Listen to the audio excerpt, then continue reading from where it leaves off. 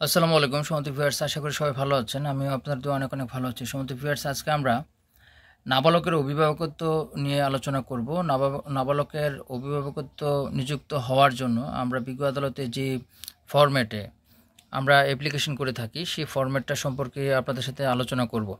সমস্ত ভিউয়ার্স, আপনারা জানেন যে নাবালক যদি কোনো শিশু সন্তান থাকে তাহলে তাদের প্রপার্টি যদি বিক্রির প্রয়োজন হয়ে থাকে তাহলে সেই প্রপার্টিটা আমরা ইচ্ছা করলে বিক্রি করতে পারি না, সেটা সংশ্লিষ্ট কোর্টের একটা অনুমোদনের প্রয়োজন হয়।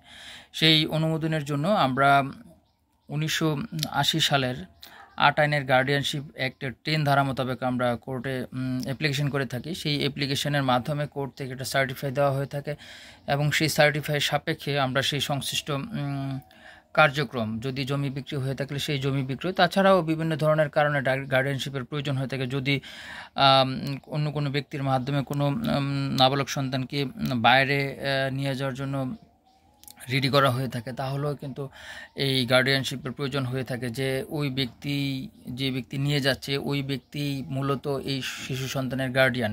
এরকম ক্ষেত্রেও কিন্তু আসলে গার্ডিয়ানশিপের সার্টিফাইয়ের প্রয়োজন হয়ে থাকে। তো সেই ক্ষেত্রে সেই এম্বাসির একটা রিকোয়ারমেন্ট লাগে, সেই রিকোয়ারমেন্টের একটা ডকুমেন্ট লাগে, তাহলেই কিন্তু বিজ্ঞ আদালত থেকে সেটা সার্টিফাই দিয়ে থাকেন। মানে সংশ্লিষ্ট ক্ষেত্রে একটা যুক্তিসঙ্গত একটা কারণ অবশ্যই দেখাতে হয়।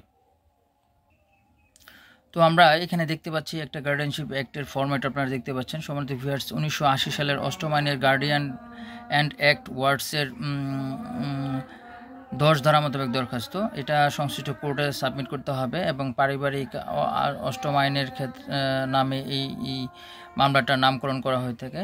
এবং প্রথমেই আপনার দেওয়া হয়ে থাকে যে যিনি দরখাস্ত করে থাকেন সেই দরখাস্তকারীর নাম ঠিকানা দেওয়া হয়ে থাকে, এবং তারপরে দরখাস্তকারী একটা বিবৃতি দিয়ে থাকেন যে নাবালক, সেই নাবালকের ডিটেলড একটা বিবৃতি থাকে সেই দরখাস্তটার মধ্যে।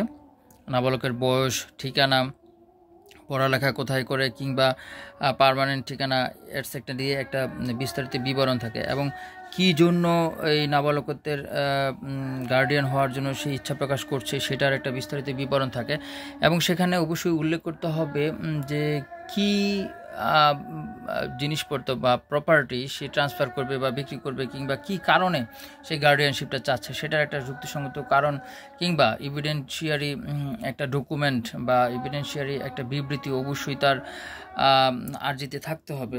তারপরে পর্যাপ্ত পরিমাণের সাক্ষ্য দিতে হবে। সাক্ষী যারা থাকবেন বা সংশ্লিষ্ট এই ঘটনাটা সত্য, এই মর্মে কয়েকজন সাক্ষী থাকবে, সেই সাক্ষীর স্বাক্ষর থাকবে এবং একজন প্রতিপক্ষ একজন নির্ণয় করতে হবে, যিনি এই মামলার বিবাদী হবেন বা প্রতিপক্ষ হিসাবে বিবেচিত হবেন, এরকম একজন ব্যক্তিকে অবশ্যই প্রতিপক্ষ করতে হবে। তারপরে তফসিল থাকবে, সেই তফসিলের মধ্যে কি কি জিনিস আপনারা দিবেন, যেমন গার্ডিয়ানশিপের জন্য যে ব্যক্তি নিযুক্ত হচ্ছেন তার ভোটার আইডি কার্ড, তিনার সংশ্লিষ্ট আইডি, তারপরে হচ্ছে যেই প্রপার্টি নিয়ে আপনার আপনার হচ্ছে মামলাটা হচ্ছে সেই প্রপার্টির বিবরণ থাকবে। এবং পরবর্তীতে আপনার থাকবে হচ্ছে যে যাকে নিয়ে এই নাবালক, যাকে নিয়ে আমরা অ্যাপ্লিকেশনটা করছি সেই নাবালকের বিভিন্ন ধরনের ডকুমেন্ট হতে পারে, সেটা জন্ম নিবন্ধন হতে পারে, সেটা স্কুল সার্টিফিকেট বা সেটা তার যে বয়সটা কম সেটা আসলে নির্ণয় করার জন্য একটা তার যে সার্টিফিকেটগুলো আছে বা তার যে আইডিগুলো আছে সেগুলো দিতে হবে।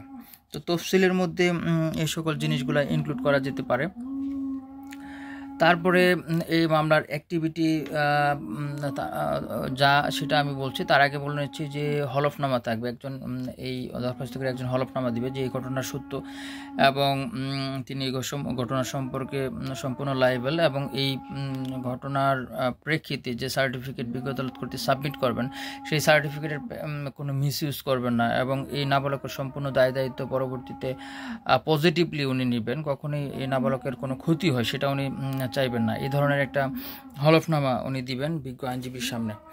দেন এই মামলার সাক্ষী হবে, কোর্ট বাদীর সাক্ষী নেবে এবং প্রতিপক্ষের সাক্ষীও নেবেন। সাক্ষীর প্রেক্ষাপটে ওখানে উল্লেখ করতে হবে যে এই প্রতিপক্ষ সেটা বাবা মা যেই হোক না কেন, বা দরখাস্তকারী বাবা মা যেই হোক না কেন, বা প্রতিপক্ষ হতে পারে চাচা চাচি, খালা খালু, নানা নানি, এই ধরনের নিকটাত্মীয় হতে পারে কি, যারা প্রতিপক্ষ হিসেবে বিবেচিত হবেন এবং তাদেরও সাক্ষী নেওয়া হবে। তো লিগ্যাল গার্ডিয়ান হিসেবে বাবা মাই হচ্ছে লিগ্যাল গার্ডিয়ান। তারপরেও যদি বাবা না থাকে তাহলে মায়ের ক্ষেত্রেও সেখানে আপনার একটা যদি বাচ্চা মানে পর্যাপ্ত বয়স সম্পন্ন না হয়, শিশু থাকে, তাহলে অবশ্যই গার্ডিয়ানশিপ মামলা করে সার্টিফাই নিয়েই কিন্তু জমি জমা বিক্রি করতে হবে, কিন্তু বা বাইরে নিতে হবে, বা এরকম একটা সার্টিফিকেট অবশ্যই লাগবে সংশ্লিষ্ট অ্যাক্টিভিটি পরিচালনা করার জন্য। তো সম্মানিত ভিউয়ার্স, আমি চেষ্টা করেছি যে গার্ডিয়ানশিপ অ্যাক্টের যে অ্যাক্টিভিটিগুলো আছে সেগুলো কিভাবে করবে এবং সংশ্লিষ্ট কোর্ট থেকে বা বিজ্ঞ আদালত থেকে কীভাবে আপনারা এই সার্টিফিকেটটা পেতে পারেন, এটার একটা স্বচ্ছ একটা ধারণা দেওয়ার জন্য আমি চেষ্টা করেছি। আশা করি আপনাদের বিন্দু পরিমাণের হলেও উপকারে আসবে।